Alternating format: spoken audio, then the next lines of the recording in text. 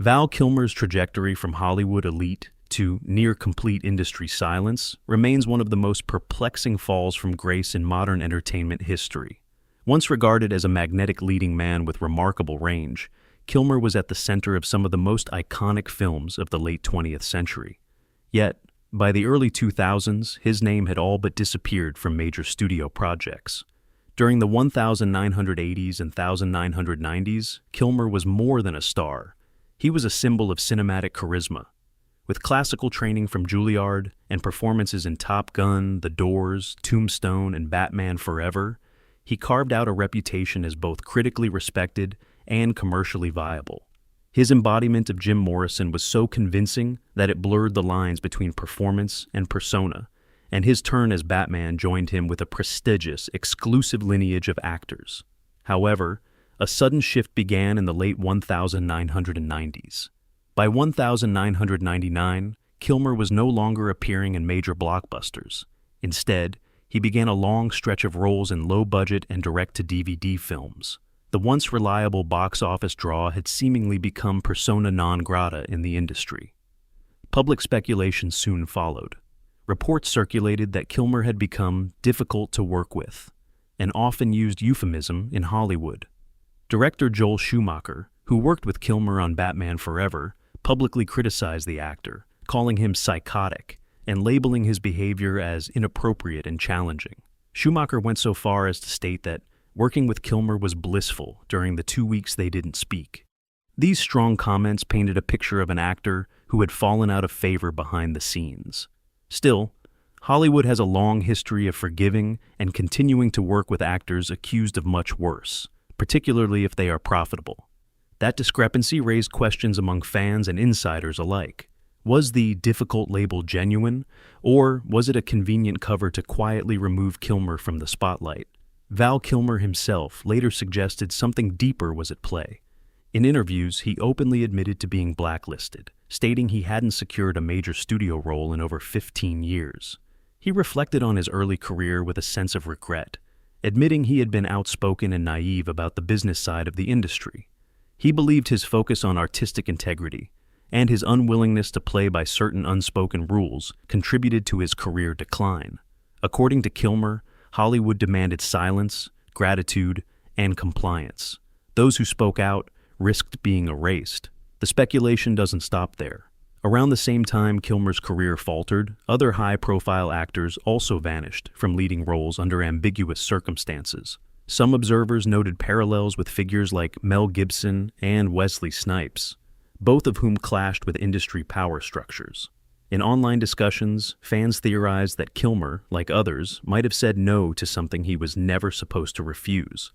While unverified, this theory gained traction among those who noted the suddenness and totality of Kilmer's exile. Kilmer himself described a kind of industry exile, not just as a consequence of personal missteps, but as punishment for defying powerful expectations. Adding to his challenges, Kilmer's health began deteriorating in the 2010s. In 2014, he was diagnosed with throat cancer, a condition he kept private for years. After undergoing a tracheotomy, his voice was permanently altered. Despite his physical limitations, he continued to act, write poetry, and create art. In 2021, Kilmer released Val, a documentary constructed from decades of home video footage he had meticulously recorded. The film offered a rare, unfiltered glimpse into his life, revealing a man who believed he had been cast out, but who remained deeply introspective and passionate about his craft. The documentary reignited conversations around his alleged blacklisting. Some interpreted the footage as evidence of an actor punished for asking questions, for not conforming, and for maintaining creative independence in a system that punishes deviation. Others viewed it simply as the story of an artist out of step with Hollywood's evolving priorities. Regardless of the cause, Val Kilmer's career decline is more than a cautionary tale. It invites difficult questions about power, control, and the cost of integrity in the entertainment industry. His legacy now spans far beyond the characters he played. It includes the silence that followed and the courage it took to speak through it. In 2014, The Expendables 3 marked a surprising moment in Hollywood.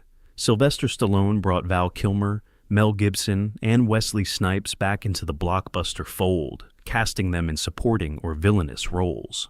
It was the first major studio project in years for each of them, leading many to speculate that Stallone was, in essence, reviving the careers of actors who had been pushed out or marginalized by the industry. Despite their fame and past successes, none of the three returned to leading roles. Their participation was brief, and they were relegated to the sidelines, suggesting that their return was more symbolic than restorative. Adding complexity to this narrative is a 1998 interview with Mel Gibson, conducted shortly after his Braveheart triumph. In it, Gibson expressed deep unease about the culture of Hollywood, likening it to entering a strange town where the locals grow quiet upon the arrival of an outsider. His language painted a picture of isolation and secrecy, hinting at underlying systems of control that few were willing to acknowledge. At the time, his remarks were dismissed as paranoid, but in light of later revelations, scandals, court cases, and industry exposés, they appear increasingly prescient. Gibson's career also followed a curious trajectory. After his 2002 film Signs, his only major box office success came from The Passion of the Christ, a film he had to finance independently due to a lack of studio support. Despite its unprecedented earnings, it did not return him to Hollywood's good graces. It seemed less a matter of capability than of compliance. He wasn't done, but perhaps Hollywood was done with him. Val Kilmer's story appears to mirror this timeline. His fall from prominence began in 1999, the same year Stanley Kubrick's final film, Eyes Wide Shut, was released.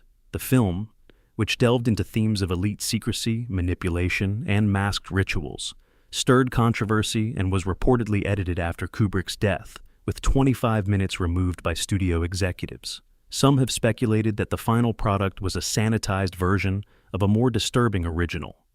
Kilmer's disappearance from the A-list in that same year has raised questions. Was it a coincidence, or was it connected to broader industry forces? Kilmer had proven his versatility, famously portraying Batman, a character often associated with navigating dark, elite underworlds. His version of the superhero was notably more stoic and emotionally hollow, qualities that, when viewed retrospectively, resonate with the tone of Eyes Wide Shut. The thematic overlap has led some to draw symbolic parallels between Kilmer's Batman and the masked figures in Kubrick's film, suggesting that his on-screen roles may have echoed deeper, real-life narratives. Tensions between Kilmer and Tom Cruise, both on and off the set of Top Gun, have also been noted. Cruise's continued success stood in stark contrast to Kilmer's decline. While Cruise remained a Hollywood mainstay, Kilmer slipped into obscurity, not because of waning talent or public rejection, but possibly due to conflicts with powerful individuals or institutions behind the scenes. Kilmer's obsessive habit of documenting his life adds another layer to the mystery. Long before digital culture normalized constant recording, Kilmer amassed thousands of hours of footage from childhood, movie sets, and private moments. While this may have been driven by artistic curiosity, some believe he was also protecting himself, gathering material that could one day speak the truth if he could not.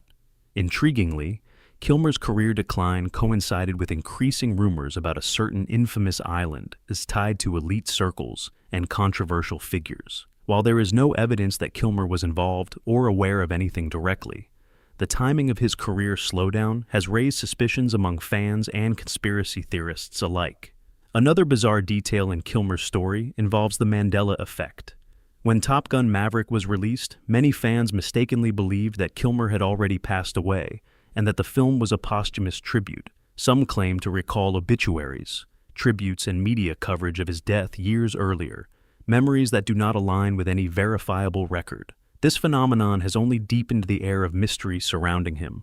Further complicating matters, some online theories suggest that Kilmer's appearance in Maverick might have been created using deepfake technology or previously recorded footage, speculating that his real passing may have occurred earlier and only recently been publicly acknowledged.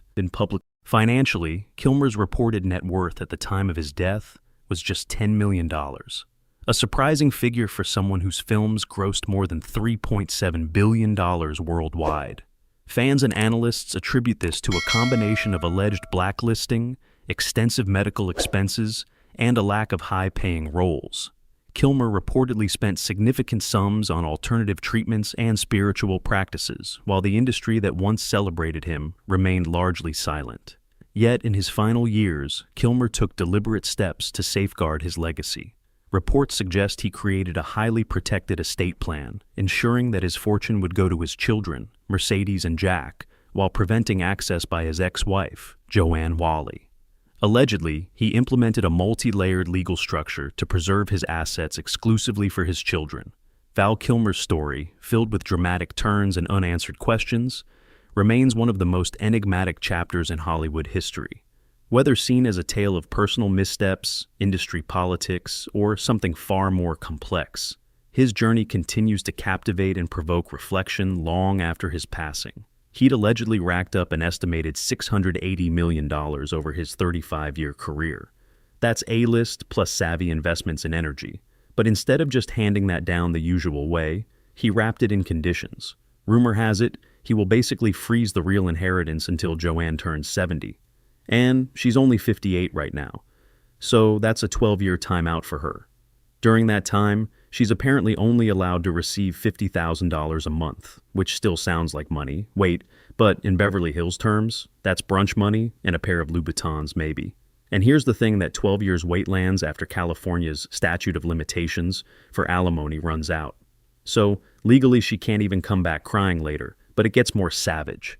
Val allegedly took $23 million and dropped it into Bitcoin. Encrypted, secured, locked down tighter than your favorite influencer's Finsta. He split it between Mercedes, Jack, and his lawyer. Here's where it gets creepy. Just before his death, Kilmer posted photos of a Batman mask gifted to him by artist David Chu. "I have an animal for us. It's been a while." Some say he was trying to say goodbye, revisiting the role he allegedly regretted giving up. Others think it was his final tribute to a time when he still had a voice, literally and figuratively. His daughter, Mercedes, confirmed his passing from pneumonia, a cause of death that, weirdly enough, also pops up a lot when celebrities die under unusual circumstances. Some users online have speculated about how convenient pneumonia seems to be, especially for those with a history of conflict with powerful people. Take Diddy, for example, and everyone around him who's died, including Kim Porter. Kim is dead. Heavy D is dead. Andre Harrell is dead. The only two left are Puffy and Al almost died. Heavy D was found dead, face down, in the heart attack. Andre Harrell had heart attack. Kim died from pneumonia. But there's the first coroner's report that said that she died, and it was ruled a homicide. And they found toxins in her body to prove that she had been poisoned. You know that they have poisons that create heart attacks and pneumonia-like symptoms? It's just speculation. But it's out there. In the end, Kilmer's life was a mix of triumph and tragedy. A Juilliard-trained actor who had the world at his feet, then watched it crumble beneath him allegedly because he said the wrong thing, to the wrong people, at the wrong time. And now that he's gone, the internet is doing what it does best, trying to piece together a puzzle that Hollywood would rather keep buried. So, what really happened to Val Kilmer? Was it the attitude, the illness, or was it something darker? All we know for sure is that his voice may have been silenced, but the story isn't. And if this has you spiraling, don't worry. We've got another deep dive coming next. Stick around and check out our next video, because trust me, it's messy. Stay tuned.